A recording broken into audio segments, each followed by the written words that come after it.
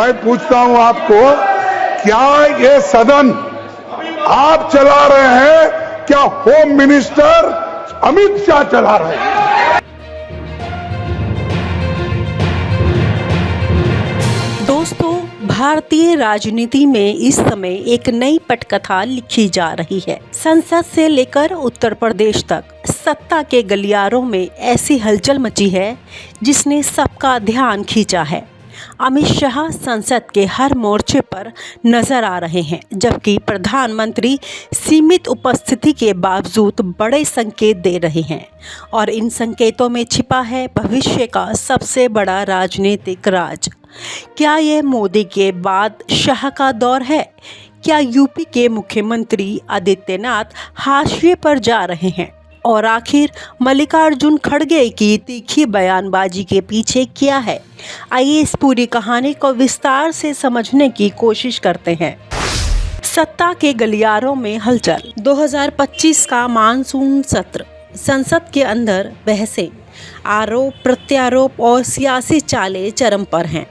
राज्यसभा में विपक्ष के नेता मल्लिकार्जुन खड़गे ने सवाल उठाया, क्या अमित शाह संसद चला रहे हैं? विपक्ष का आरोप है कि संसद की कार्यवाही में केंद्रीय गृह मंत्री का दखल पहले से कहीं ज्यादा बढ़ चुका है। प्रधानमंत्री मोदी केवल अपने भाषण के दिन आए, जबकि अमित शाह लगभग हर दिन संसद में मौजूद रहे, बहसों में शामिल हुए, विपक्ष पर प्रहार किए और यहां तक कि सदन की कार्यवाही को नियंत्रित करते दिखे। राज्यसभा में टकराव, खड़गे बनाम शाह। जब मानसून सत्र में एक बड़ी घटना हुई, राज्यसभा के वेल में सीआईएसएफ कर्मियों की मौजूदगी पर खड़गे भड़क उठे। खड़गे ने आरोप लगाया कि अमित शाह इस सदन को चला रहे हैं। क्या अब गृह मंत्रालय संसद के अंदर तक पहुंच गया है? यह बयान पूरे संसद में गूंज गया। केंद्रीय कानून मंत्री और उपसभापति ने खड़गे के आरोपों का खंडन किया। सत्ता पक्ष ने कहा, यह गलत जानकारी है, केवल मार्शल मौजूद थे। लेकिन संदेश स्पष्ट था। खड़गे ने सीधे अमित शाह के बढ़ते कद पर सवाल खड़ा किया। अमित शाह के भाषण मोदी से भी प्रभावशाली। ऑपरेशन सिंदूर पर बहस के दौरान अमित शाह ने विपक्ष को आड़े हाथों लिया। उन्होंने कड़ा बयान दिया, विदेशी एजेंसियों पर भरोसा क्यों? अपने मंत्री की बात पर विश्वास क्यों नहीं? इस दौरान कई सांसदों का मानना था कि शाह का भाषण प्रधानमंत्री से ज्यादा प्रभावशाली रहा। वहीं खड़गे लगातार इस मुद्दे पर अड़े रहे कि मोदी सदन में मौजूद क्यों नहीं है। बहस गरमाई, विपक्ष ने वॉकआउट किया, लेकिन इस पूरे घटनाक्रम में अमित शाह सत्ता के असली संचालक के रूप में उभर कर सामने आए। मोदी का संकेत, यह तो शुरुआत है। प्रधानमंत्री मोदी ने एक भाषण में अमित शाह के गृह मंत्री के रूप में सबसे लंबा कार्यकाल पूरा करने का जिक्र करते हुए कहा, ये तो उनकी शुरुआत है। ये वाक्य सामान्य नहीं था। राजनीतिक गलियारों में चर्चा शुरू हो गई। क्या मोदी ने संकेत दे दिया है कि आने वाले समय में शाह की भूमिका और बड़ी होने वाली है? क्या मोदी अपने उत्तराधिकारी के रूप में शाह का रास्ता साफ कर रहे हैं? सितंबर का रहस्य, क्या होने वाला है बड़ा बदलाव? कई राजनीतिक विश्लेषक मानते हैं कि सितंबर 2025 में कुछ बड़ा होने वाला है। अफवाहें, मोदी अपनी उम्र सीमा 75 वर्ष के करीब हैं और संभव है कि वह सितंबर में कोई बड़ा फैसला ले। कुछ सूत्रों का कहना है कि मोदी राष्ट्रपति पद जैसी संवैधानिक भूमिका ले सकते हैं। अगर ऐसा हुआ तो अमित शाह का रास्ता पूरी तरह साफ हो सकता है। इस बीच बीजेपी के भीतर भी खलबली मची है। नड्डा, राजनाथ, रिजिजू सभी शाह के साथ बैठकों में दिख रहे हैं। रणनीति का केंद्र अब स्पष्ट रूप से शाह है। योगी आदित्यनाथ पर दबाव, यूपी में नई सियासत बिसात। उत्तर प्रदेश में सत्ता समीकरण तेजी से बदल रहे हैं। मुख्यमंत्री हाल ही में दिल्ली पहुंचे, मोदी और शाह से मुलाकात की। इससे पहले उप मुख्यमंत्री केशव प्रसाद मौर्य और अन्य नेताओं ने शाह से अलग मुलाकात की। राजनीतिक संदेश स्पष्ट है, दिल्ली योगी पर नजर रख रही है। साथ ही यूपी की राज्यपाल आनंदीबेन पटेल ने भी कई बार योगी सरकार की कार्यप्रणाली पर सवाल उठाए। यह संकेत है कि केंद्र और योगी के बीच दूरियां बढ़ रही है। मोदी शाह की डबल गेम, राज्य बनाम केंद्र। केंद्र में शाह का कद लगातार बढ़ रहा है। राज्यों में बीजेपी संगठनात्मक बदलाव की तैयारी कर रही है। यूपी में नए पार्टी अध्यक्ष, संगठन महामंत्री, यहां तक कि सरकार में फेरबदल की चर्चा।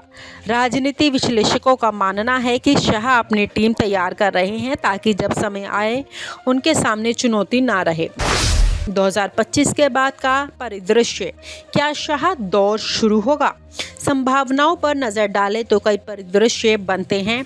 मोदी राष्ट्रपति बने, शाह प्रधानमंत्री पद संभाले, योगी का कद घटे, यूपी में शाह के करीबी नेता उभरे, विपक्ष मजबूत हो, खड़गे शाह और चुनौती देने के लिए आक्रामक रणनीति अपनाए।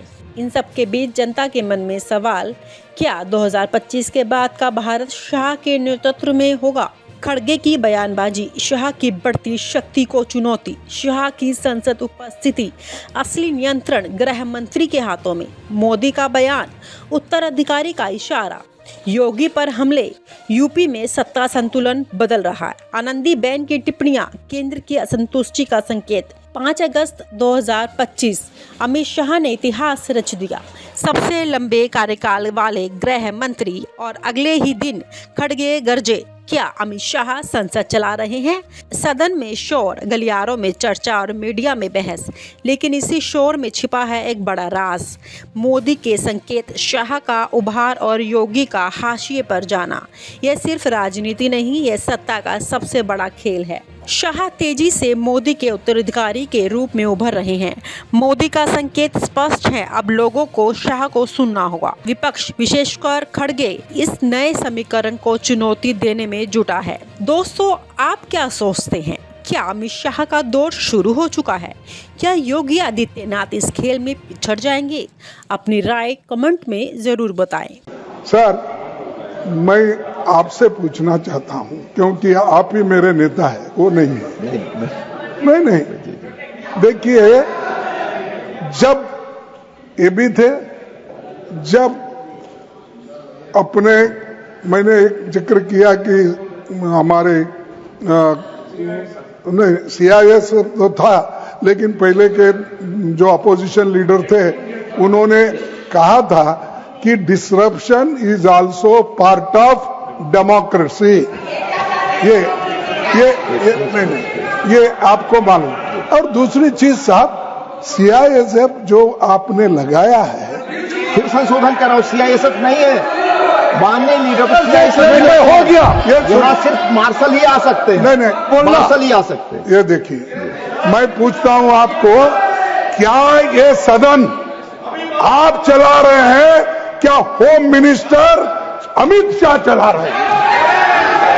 ये गलत आरोप है। कौन चला रहे हैं? गलत आरोप है, क्योंकि उनका 2004 से 14 में अखंड सोनिया मनमोहन की सरकार थी 10 साल की, और 15 से 25 अखंड रूप से नरेंद्र मोदी जी की सरकार। कश्मीर में टेरर इंसिडेंट 7217 हुए थे 2004 से 14 में।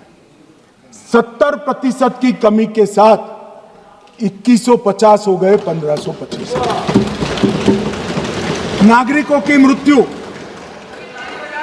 2004 से 14 में 1770 हुई, 2015 से 25 में कम होकर 357 हो गई, 80% की कमी। सिक्योरिटी फोर्सेस की मृत्यु 1060 हो गई उस वक्त, और हमारे समय में 542 हुई, और टेररिस्टों की मृत्यु में 123% की वृद्धि हुई।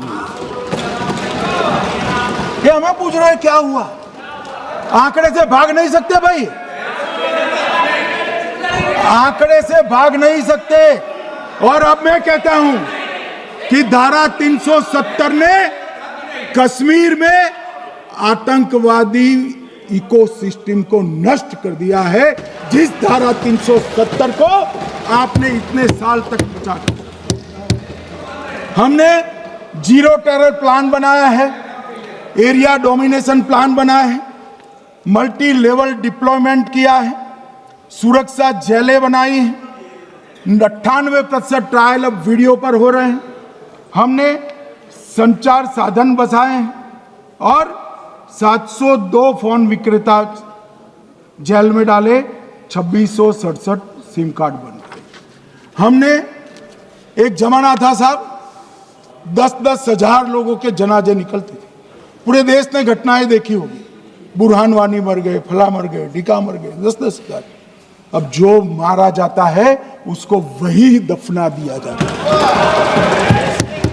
किसी भी आतंकवादी को उसका महिमा मंडन करने के लिए जनाजे की इजाजत नरेंद्र मोदी के शासन में नहीं। और आप हमसे जुड़े रहने के लिए सब्सक्राइब करें YouTube पर, फॉलो करें Twitter पर और लाइक करें Facebook पर। और ज्यादा जानकारी के लिए आपको टाइप करना होगा सिर्फ न्यूज़ नशा।